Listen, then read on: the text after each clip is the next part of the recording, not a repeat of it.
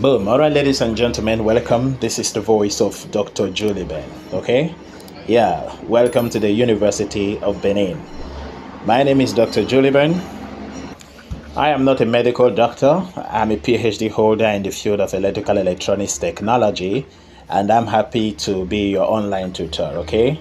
So once again, you're welcome to the University of Benin. Congratulations for being among those that we admitted into this great university. Trust me, this is an amazing citadel of learning. You have just begun your journey to a smooth academic a journey. Trust me, a very smooth one at that. And that demands you to be very serious, just like you're doing right now. Being able to watch this video, listening to this podcast is a sign that you are very serious about what you're doing. And trust me, this is exactly what you need. You need to be serious, dexterous, and make sure that you leave no stone unturned, because in as much as Uniben is an amazing place to be, it can be a frustrating place to be for those who are unserious. All right? Okay, once again, welcome. So in this video, we are going to be discussing physics, okay? I am here to make physics as simple as possible for you to learn. And trust me, physics is not hard. It is what you can actually devote your time in, and it becomes a way of life for you. And everything that has to do with physics happens around you. Okay, so very quickly, let's go into what we have. This is Physics 101. Now, the concept of physics in Uniben is broadly divided into 4 branches. Physics 101, also called General Physics 1. However, the textbook you're going to be using for this course is titled Mechanics, Thermal Physics, and Properties of Matter. Okay, so in this textbook, you have 2 physics inside. Physics 101, also called General Physics 1, is 2 credit load. You also have Physics 103, also called General Physics 3. Okay, now that means in one textbook you have 2 courses. Chapter 1 to Chapter 9 is for Physics 101, then Chapter 10 to Chapter 15 is Physics 103. All inside one textbook: Mechanics, Thermal Physics, and Properties of Matter. Then the other 2 remaining, Physics 102 and Physics 104. Physics 104 shall be treated in first semester. That is waves, vibration, and optics. Okay, that is Physics 103, also called General Physics 4. In that textbook, wave, optics, and vibration, it is only purely for Physics 103, and it is made up of about 13 chapters. Then the last one, Physics 102, is going to be taken in second semester. And second semester, the textbook is separate, and it is called Electromagnetism. That is the textbook, right? So, and that textbook is made up of about 12 chapters, and that is General Physics 2. So all in all, in this your first semester, you're going to be focusing on General Physics 1, General Physics 3, and General Physics 4. Right? And which are Physics 101, Physics 103, and Physics 104. You got to put those codes in your coconut, okay? You really need them to do very well as far as this course is concerned. All right, so very briefly, let's enter into the job. Physics 101, Chapter 1 is measurement and units, okay? Now, there are a total of 9 chapters, as earlier mentioned. The first chapter there is measurements and units. Chapter 2 is vectors. Chapter 3 is mechanics. Chapter 4 is projectile. Chapter 5 is Newton's laws of motion. Chapter 6 is circular motion and gravity. Chapter 7 is work energy and power. Chapter 8 is momentum. Chapter 9 is rotational motion. Okay, so this is what makes up Physics 101, General Physics 1. And in this video, we're kicking off with the very first chapter there, which is measurement and units. So, but before we go deep into measurement and units, you can't talk about measurement unit without talking about physical quantities, okay? You must have a physical quantity which you can measure. And then if you can measure it, then you can now predict the unit of the measurement. You get the point? So what is physical quantity? Physical quantity in physics, or physical quantities in physics, are simply those quantities that have physical measurable properties. It must have a physical. It may not be physical, maybe let me use the word spiritual. It may not be physical. For example, heat, for example. Heat is not physical. You can't see heat with your eye and say, behold heat. No, but you can feel it, okay? I can refer to that as spiritual. So it must have a physical or a spiritual measurable quantities. I hope you understand what I'm saying. Okay, for example, let's take mass. Let's take something like velocity. Measurement of velocity is in meters per second, mass is measured in kilogram, length is measured in meters, stuff like that. So that's physical quantities. Now, however, these quantities in physics can be classified into two broad areas, which are the fundamental quantities and the derived quantities, okay? Fundamental quantities are those basic quantities you find in physics. They provide basic unit of measurement to quantities. And they are basically 1, you have the mass, 2, you have length, 3, you have time, 4, you have electric current, 5, you have luminous intensity, 6, you have amount of a substance, and 10, you have temperature. Okay, so mass is measured in kilogram, length in meters, time in seconds, electric current in coulomb, luminous intensity in candela. Electric current is not coulomb, I beg your pardon. Electric current is in ampere or coulomb per second, as the case may be. Then amount of a substance is mole, and then temperature is measured in Kelvin. Okay, good. So that takes us to the next, which are derived quantities in physics. Derived quantities in physics are actually those quantities that are formed from the combination or product or division of two or more other fundamental quantities, okay? And typical examples are pressure, velocity, acceleration, force. Force is mass times acceleration, and pressure is force over area, as the case may be. So these are called derived quantity. I'm very sure you are much conversant with them because you saw them in your O-level before getting into the university environment. So that takes us to the next part there, which is dimension. When you talk about measurement, you talk about units, and then you can also go further to talk about dimensions of measurement. Very important. Now, the dimension of a physical quantity indicates the way fundamental quantities are being represented by letters. For example, mass is represented by capital letter M, and that's the dimensional unit for mass. Length is represented by capital letter L, and that's a dimensional unit for what? That's a dimensional unit for length. And then also time is represented by capital letter T, and that's a dimensional unit for time. And if you are asked, for example, to find a dimensional unit of velocity, velocity we already know is actually length over or displacement over time. Displacement is L, time is T. So that will give you LT minus 1, as the case may be. Acceleration is LT minus 2. Now, it may interest you to hear that some dimensional quantities in physics, or the concept of dimension, can actually be used to determine whether a physical equation is correct or wrong. Yeah, this concept of dimensional unit. You can actually use it to find out if a particular quantity or a particular equation in physics is right or wrong.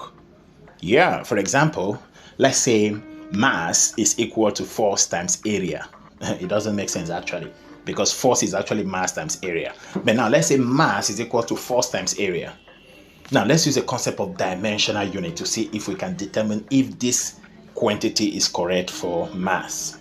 Mass, as we already know, is in kilogram, and of course the dimensional unit is meters. I say meters, capital M. Then force is mLT minus 1. Area is LT minus 2. So when you resolve that mathematically properly, you will have mLT squared T raised to the power minus 3. And of course, mass, it is not written in this form. Mass is simply M. Okay, so the extra L2 T minus 3 actually makes it wrong. So the concept of dimension has proven this expression to be wrong. Okay, however, it is important to know that there are some quantities in physics that can be dimensionally correct but physically wrong. Yeah, get the point. Dimensional correctness but physically wrong. I'll give you a typical example. X is equal to 80. X there represents displacement, okay? So the product of acceleration and the square of time is displacement. Is that true? Let's find out using the concept of dimensional unit. All right, let's substitute. X, of course, is equal to L. A is equal to L, T minus 2. Then T squared is T raised to power 2. When you resolve that dimensionally, the T cancels each other. You discover that L is equal to L. Wow. That is dimensional correctness, isn't it? Of course, the L is equal to L, so it is dimensionally correct. Now, but the big question is it physically correct? Is this expression physically correct? Can the product of acceleration and the square of time give us length? No, hell no. It is not correct. The right expression is x equals to a half at square using Newton's equation at initial velocity to be 0. Okay, so you have a half at square. Without that half, it is physically wrong, but dimensionally correct. So it is very possible for you to have quantities in physics that are physically wrong, but dimensionally correct. Now the big question is it possible for you to have a quantity in physics that is dimensionally wrong, but physically correct? Is that possible? I don't think so. But if you think there is a physical quantity that has a correct dimensional, that has a correct physical look, but a wrong dimensional arrangement, then I think you will be one of the best scholars in physics, and you can drop that quantity on the comment box below, and I'll be very, very happy to see that. But from what I think at this point of record, no quantity in physics can be physically correct, but dimensionally wrong. No quantity at all. No quantity. All right, that takes us to the next part there, which is the volume of water passing through a tube per second. It cannot be water only, it can be anything. The volume of any liquid substance passing through a tube per second is given by V equals to Kn raised to power X, R raised to power Y, then change in P over L all raised to power Z. Okay, where V there stands for the volume per second, okay, measured in L cube over T.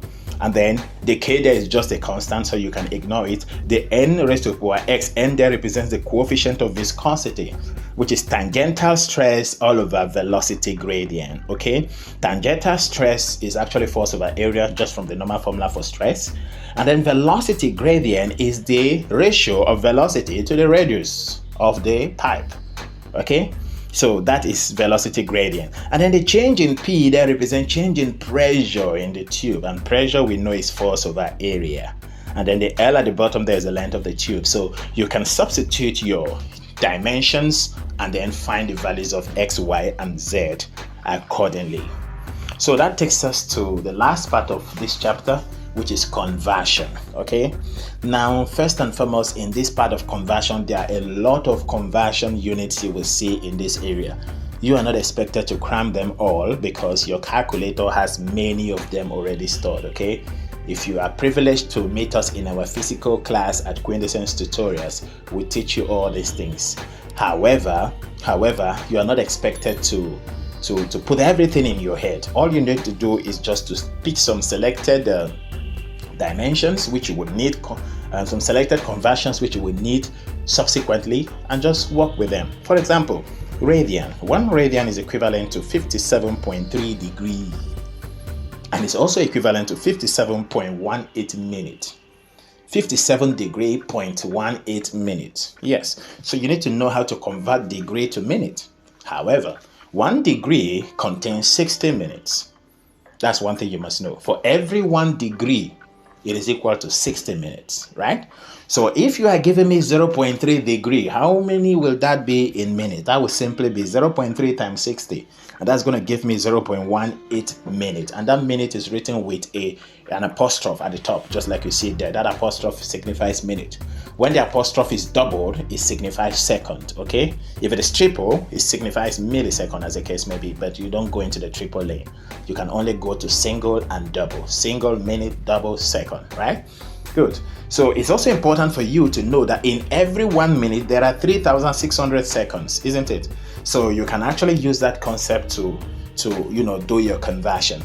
So you can get details as the case may be. So if someone comes up and say convert 7.32 degree to minutes and seconds, how will you do that? Very simple. 7.32 degree. First and foremost, 7 is already a degree, a whole number degree on its own, so you don't need to touch that. Your job is centered on the 0.32, right? So you first and foremost convert 0.32 to minutes by multiplying it by 60, and when you do that, you will have 19.2. Then you put minutes, okay? 19.2 minutes. Now that 0.2 that you have, you can convert it further to second, and that will be 0.2 times another 60. So that will now give you 1.2. Did I say 1.2? That should be 12, right? That should be 12 minutes. That means double stroke at the top right now. So at the end of the day, you will have 19 minutes dot 12 seconds, right? Good. So for a full conversion of 7.32 degree, that will be equal to 7 degree, 19 minutes, 12 seconds. And that is a conversion of 7.32 degree to minutes and seconds, right? So all conversions above you see can be done and calculated using your calculator, but it's important that we teach you some of these things live. And then also another important one you may need to remember is the conversion from miles per hour to feet per second. First, you must know that 1 mile contains 5,280 feet and 1 hour contains 3,600 seconds, right? So if I'm converting 60 miles to feet, first I will just say 60 times 5,280, and that will give me the equivalence in what? In feet. Then remember, it is 60 miles per hour, so I have to convert hour to second. And how many seconds are in 1 hour? 3,600. So just say 60 times 5,280 divided by 3,600, and boom, that will give you 88 feet per second, right? All right, ladies and gentlemen, that marks the end of this chapter. Thanks for listening. This is the voice of Juliben. If you have not subscribed to our channel, please do well to subscribe, like our video, share it among your peers and make them learn. Okay, share it among them and make them learn. And then if you're privileged to attend our physical class at Quintessence Tutorials, we are not far. We are just opposite Main Gate Uniben. Okay, just meet us at Quintessence Tutorials, and trust me, call the number on your screen, and before you know it, you are with us, and you will have a lot of things you can learn off camera, on off phone, off video, offline, because at times we can't show you everything here. But when you are with us physically, any question you have at all, trust me, we have gone through them before. We are 20 years at Quintessence as we speak, 2025. Quintessence was founded in 2005. Now we are 20 years in the system, and that is the oldest tutorial you can ever see in Uniben. Every other tutorial sprang up later after we existed. Okay, all right then, thanks for watching, thanks for listening. Do well to subscribe and share. Boom. In this video, I'm going to show you briefly how to locate quintessence without stress. It's a very easy thing to do. First and foremost, let's assume that this is Uniben main gate. Okay, let me call it main gate. Right now, if you follow your right, you're going to see another gate for Uniben called Uniben small gate. Are you there? And then if you continue your right, you're going to reach to a Ekosodi junction. Okay, these are those that live in Ekosodi. This junction connects to the express road. Then somewhere here, you're going to see the Uniben bridge. Okay, that major bridge you saw. Then there's a road divider from here to here. You know, this road divider has a net in between, so you can't just cross the road when you come out of the main gate. You have to go through the bridge, or if you're coming through the second gate, you can't just cross because of this net here. So you will have to follow your right. Now, this is a junction called 24th Street Junction. This is 24th Street Junction. Okay?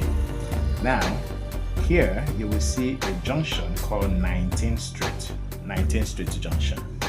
Now, straight over, you will see a street here called 24th Street. Okay? This place is 24th Street. 24th Street.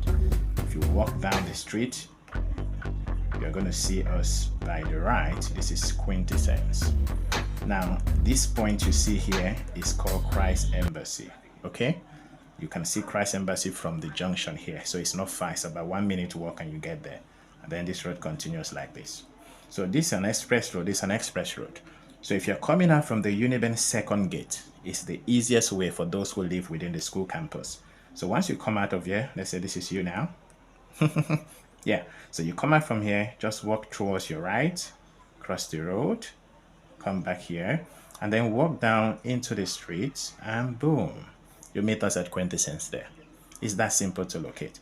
If you're coming from Ekosodi, then you will have to cross the road as well and move towards your left now until you get to 24th Street, then enter here. Okay? Next, if you're coming from 19th Street, you follow your, this is your right now. And then when you get to 24th Street Junction, you enter here. So this is the last street just before the turning point. So this is how you locate us at Quintessence. So all roads leads to Quintessence Tutorials. All right. So join us at Quintessence Tutorials and trust me, you will be happy you did because we have everything you need to make your A's in all your subjects. We have recorded 5.0 before and we can do that again. See you at Quintessence. Boom.